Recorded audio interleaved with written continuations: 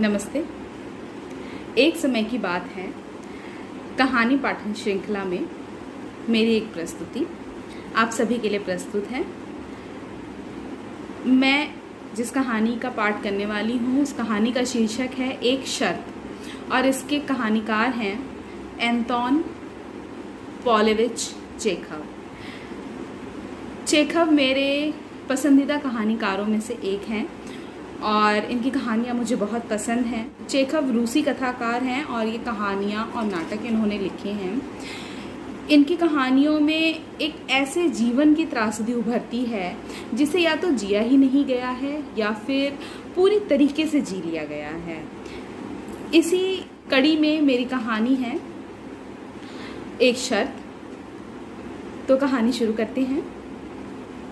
एक बार की बात है, शरद की एक घनी रात थी। बूढ़ा बैंकर अध्ययन कक्ष में एक कोने से दूसरे कोने तक चहलकदमी कर रहा था। उसके दिमाग में 15 साल पहले ऐसी ही शरद की शाम की पार्टी का दृश्य घूम रहा था। पार्टी में बहुत से समझदार लोग मौजूद थे और बेहद दिलचस्प गपशप चल रही थी। बातों ही बातों में मृत्यु दंड पर बहस छिड़ पड़ी। मेहमानों में कई विद्वान और पत्रकार भी मौजूद थे। उनमें से कुछ मृत्युदंड के खिलाफ थे और कुछ उसके पक्ष में थे। वे इस सजा को पुराना और दकियानूसी तरीका मानते थे जो ईसाई राज्य के लिए अनुचित और अनैतिक था। कईयों का मानना था कि मृत्युदंड को दुनिया भर में हमेशा के लिए उम्र कैद में बदल देना चाहिए। मैं तुमसे सहमत नहीं हूँ, मेजबान ने कहा। मैंने खुद ना तो कभी मृत्युदंड भोगा है और ना ही उम्र कैद, पर यदि कोई अनुभव की दृष्टि से देखे तो मेरे विचार से मृत्युदंड उम्र कैद से ज्यादा मानवीय है। मृत्युदंड पल भर में आपका काम तमाम कर देता है, उम्र कैद आपको तिल तिल कर खत्म करती है। अब आप ही बताइए कौन ज्यादा मानवीय है? फांसी देने वाला जल्लाद जो आपको पल भर में मार देता है, या वो जो वर्षों तक लगातार आपको तिल तिल कर मारता है?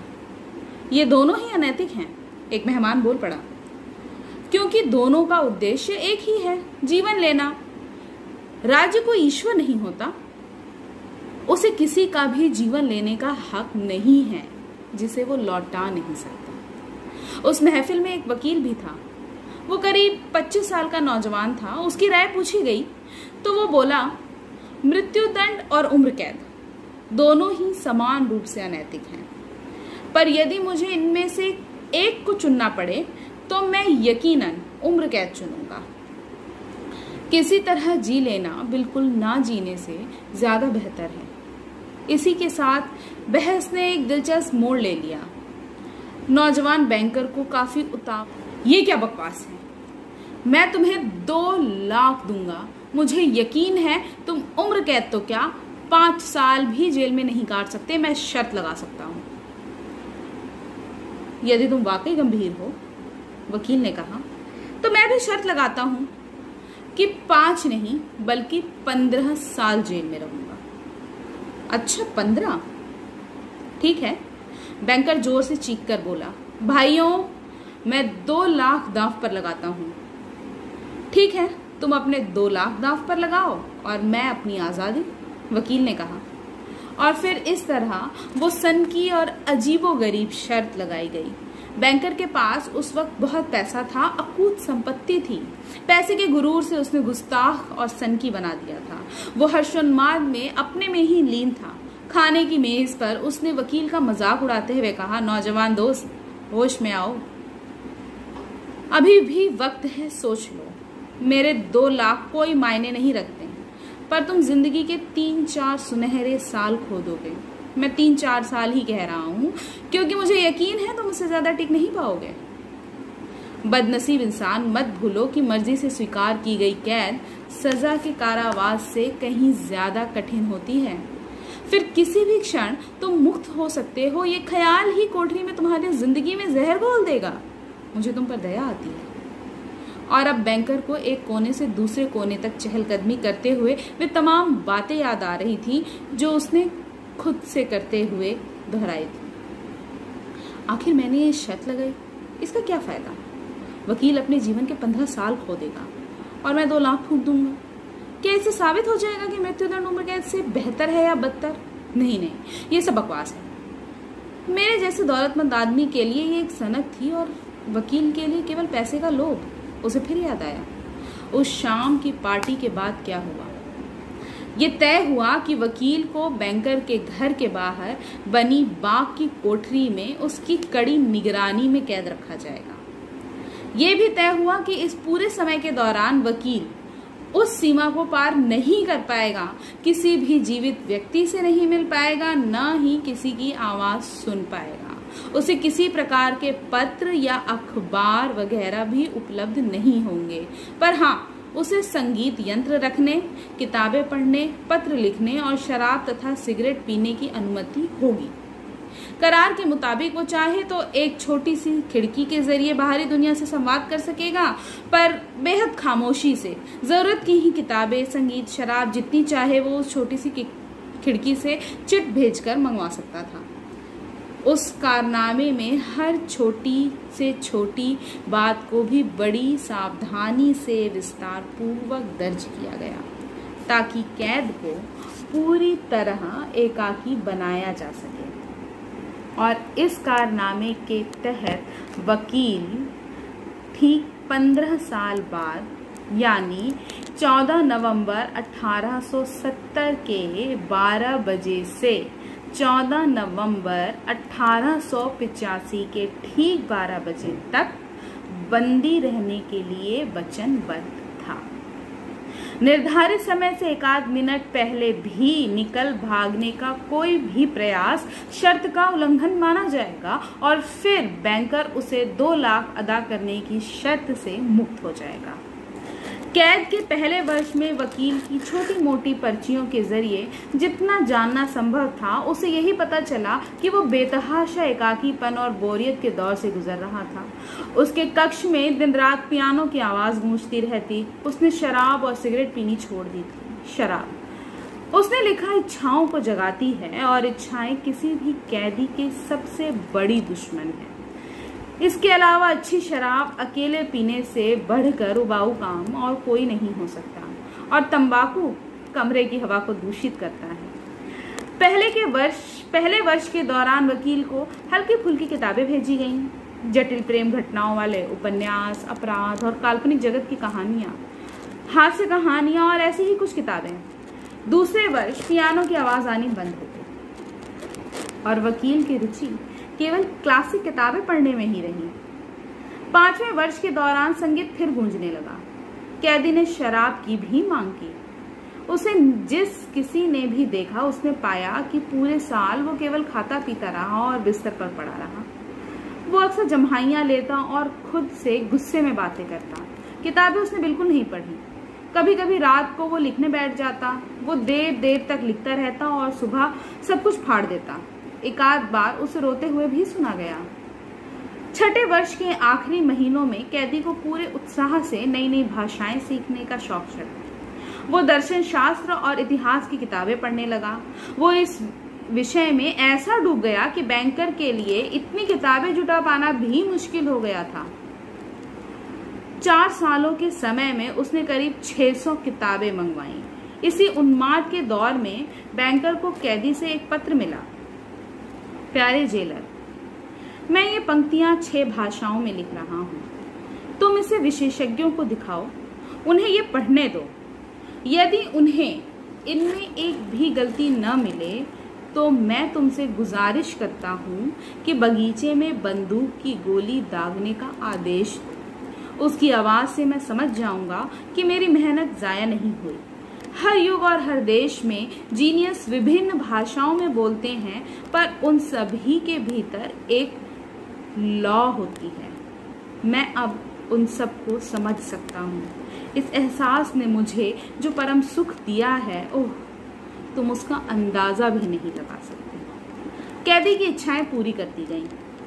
बैंकर के आदेश से बगीचे में 2 बार गोलियां दागी गईं। बाद में जब 10 वर्ष पूरे हो गए, वकील ने अपनी टेबल के करीब स्थिर बैठकर बाइबल पढ़ना शुरू किया। बैंकर को इस बात पर बड़ा ताज्जुब होता था कि एक शख्स जो 4 सालों में 600 भारी भरकम किताबें चाट गया, वो अब महज एक किताब पढ़ने में पूरा साल लगा रहा है, वो भी इतनी सरल और छोटी सी किताब। इसके बाद बाइबल की जगह धर्म और आध्यात्म की किताबों ने ले ली। अपने कारावास के अंतिम 2 वर्षों के दौरान कैदी ने बेतरतीब तरीके से बहुत अधिक तादाद में पढ़ा।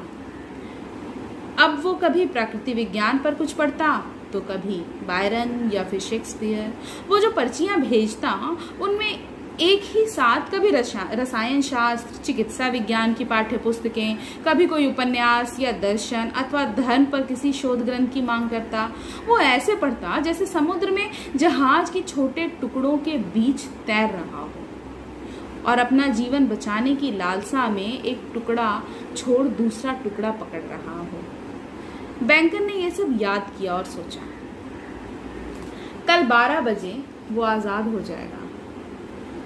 करारनामे के अनुसार मुझे उसे 2 लाख देने होंगे। यदि मैं देता हूं तो मैं पूरी तरह बर्बाद हो जाऊंगा हमेशा के लिए। 15 साल पहले उसके पास बेपनाह दौलत थी, कई हजार मिलियन, पर अब उसके पास बचा ही क्या है, सिर्फ कर्ज। शेयर बाजार में सट्टेबाजी, जोखिम भरे दाम और अंधाधुंध खर्च, जिसे वो बुढ़ापे में भी नहीं छोड़ पाया था, इन सब आदतों ने उसका कारोबार चौपट कर दिया था। एक बेबाक, आत्मविश्वासी और गर्वीला व्यापारी महज एक साधारण बैंकर बनकर रह गया था, जो बाजार में हर उतार चढ़ाव से कांपने लगता था। ओह, बेहुदा शर्त। वो बूढ़ा हताशा में अपना सिर पकड़ मन ही मन कोसने लगा, यह आदमी मर क्यों नहीं गया? वो सिर्फ 40 साल का। वो मेरी दमड़ी तक नहीं छोड़ेगा, मौज मस्ती करेगा, बाजार में दांव लगाकर खुश रहेगा, और मैं कौड़ी कौड़ी का मोहताज, एक ईर्ष्यालु भिखारी बनकर रह जाऊंगा और रोज उससे मुझे वही सब सुनना होगा। मैं अपने जीवन की इस खुशी के लिए तुम्हारा आभारी हूँ। चलो मैं तुम्हारी मदद करूँ। नहीं, कभी नहीं, ये नहीं हो सकता। इस दिवालियेपन और बदनामी से बचने का अब केवल एक ही रास्ता है, इस आदमी को मारना होगा। घड़ी ने 3 बजाए। बैंकर ने सुना। घर में हर कोई नींद में बेसुध था और खिड़कियों से बाहर केवल बर्फ से ढके वृक्षों की सरसराहट गूंज रही थी। बगैर कोई आवाज किए उसने सेफ से उस दरवाजे की चाबी निकाली, जिसे 15 वर्षों से खोला नहीं गया था। उसने अपना ओवरकोट पहना और घर से बाहर निकल आया। बगीचे में अंधेरा और ठंड थी, पानी बरस रहा था, जिस्म को बेधती हुई सर्द हवा बगीचे में सरसरा रही थी। वृक्षों का झूमना जारी था। बैंकर ने अपनी आंखों पर काफी जोर डाला, पर उसे कहीं कोई जमीन नजर नहीं आई।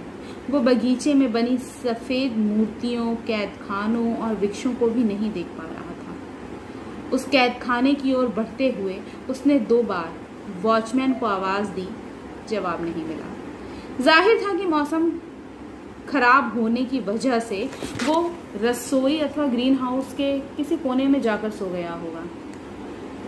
यदि मैं अपने इरादे को पूरा करने का साहस जुटा लेता हूँ तो सबसे पहले वॉचमैन पर ही शक जाएगा, बूढ़े बैंकर ने मन ही मन सोचा। अंधेरे में उसने सीढ़ियों और दरवाजों को टटोला और उस कैदखाने के हॉल में प्रवेश किया। फिर संकरे गलिहारे में दीवार टटोल कर बढ़ने लगा।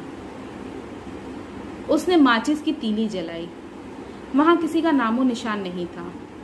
किसी का बिस्तरा बिना चादर के वहां पड़ा था और लोहे का एक स्टोव कोने में अस्पष्ट धुंधला सा दिखाई दे रहा था।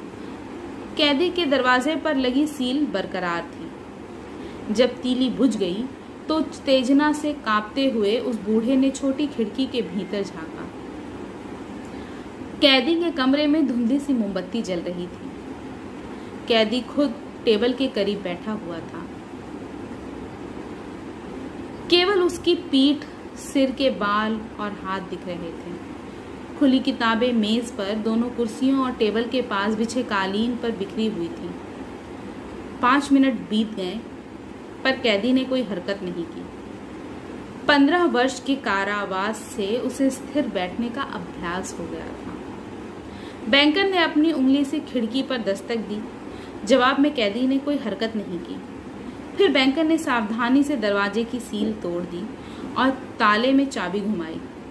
जंग लगे ताले से एक कर्कश सी गुर्राने की जैसी आवाज आई। दरवाजा चरमरा उठा। बैंकर को तत्काल आश्चर्य भरी सिसकारी और किसी के कदमों की आवाज सुनने की पूरी उम्मीद थी। 3 मिनट बीत गए पर भीतर पहले जितनी ही निस्तब्धता छाई रही। अब उसने अंदर घुसने का इरादा किया। मेज के समीप एक आदमी बैठा हुआ था, किसी सामान्य आदमी से बिल्कुल अलग। वो एक नर कंकाल था। चमड़ी खिंची हुई, महिलाओं की तरह लंबे बाल, घुंघराले, रूखे, खुरदुरी सी दाढ़ी। उसके चेहरे का रंग पीला पड़ गया था, बिल्कुल धूसर, जमीन की तरह। गाल अंदर धंस गए थे।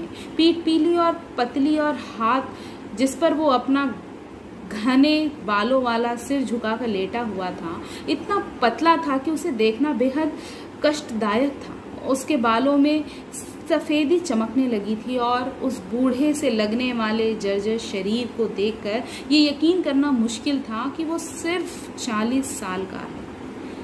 मेज पर उसके झुके हुए सिर के पास ही एक कागज रखा था जिस पर बहुत छोटे छोटे अक्षरों में कुछ लिखा हुआ था। बेचारा शैतान, बैंकर ने सोचा। वो सोया है और शायद करोड़ों के सपने देख रहा है। मुझे बस उसके अर्ध मरणासन शरीर को बिस्तर पर फेंकना होगा।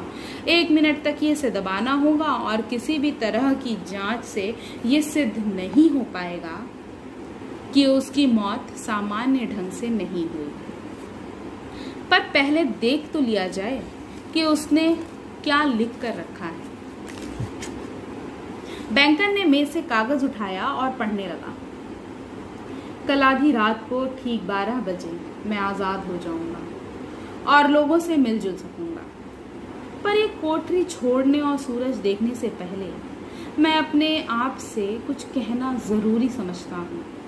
मैं अपने पूरे होशो हवास में और ईश्वर को साक्षी मानकर ये घोषित करता हूँ कि मैं आज़ादी, जिंदगी और खुशहाली तथा तुम्हारी किताबों के में दर्ज दुनिया की तमाम खुशियों से नफरत करता हूँ। 15 सालों तक मैंने बड़ी मेहनत से सैकड़ों किताबें पढ़ी और इस दुनिया के बारे में जाना। सच तो ये है कि मैंने इन किताबों में ही दुनिया की हर चीज को देखा।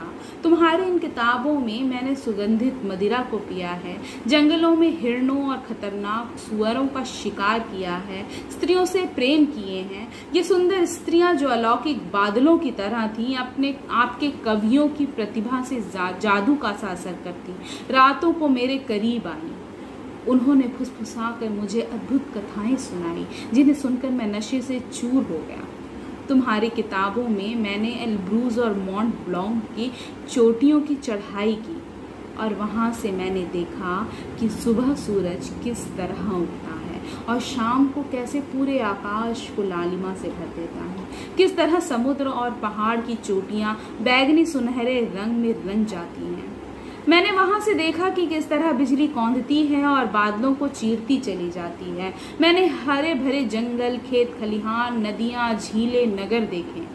मैंने शांत गीतों और वाद्य यंत्रों के संगीत को सुना। मैंने उन सुंदर यक्षों के परों को छुआ जो ईश्वर की बातें करते उड़ते मेरे पास आते थे।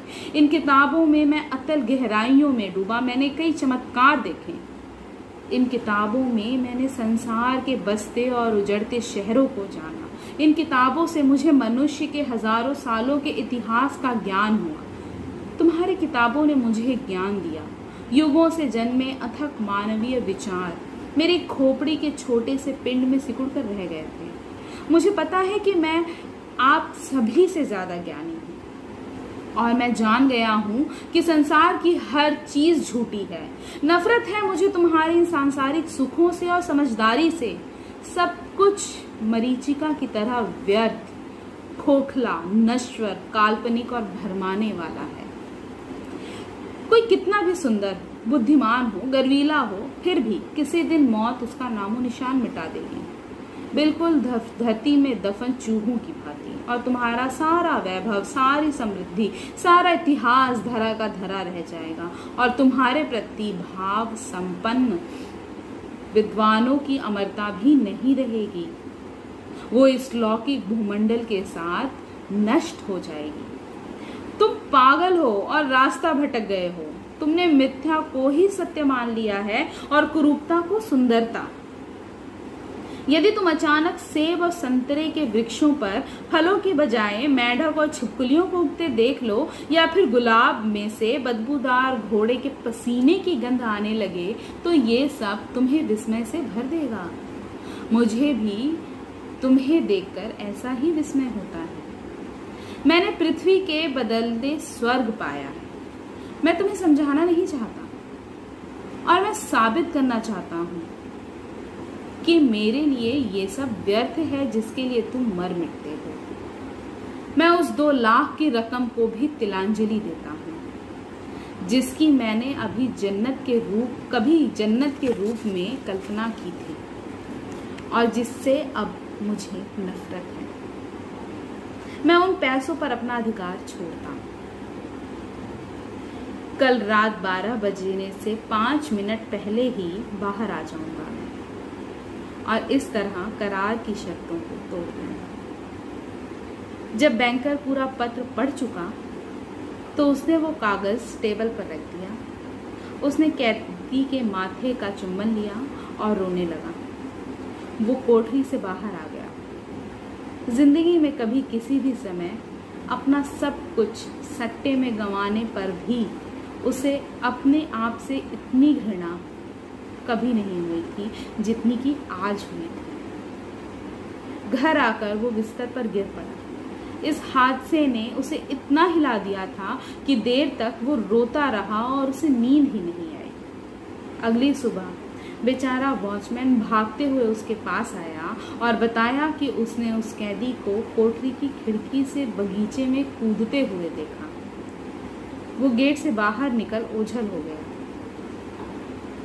बैंकर तत्काल अपने नौकर के साथ उस कोठरी तक गया और कैदी के भाग जाने की पुष्टि की। किसी तरह की अफवाह से बचने के लिए उसने बेहद निर्मोही ढंग से पत्र उठाया और वहां से लौटकर उसे सेफ में बंद कर दिया। धन्यवाद। ये थी मेरी आज की प्रस्तुति एक समय की बात है के लिए। उम्मीद है आपको पसंद आई।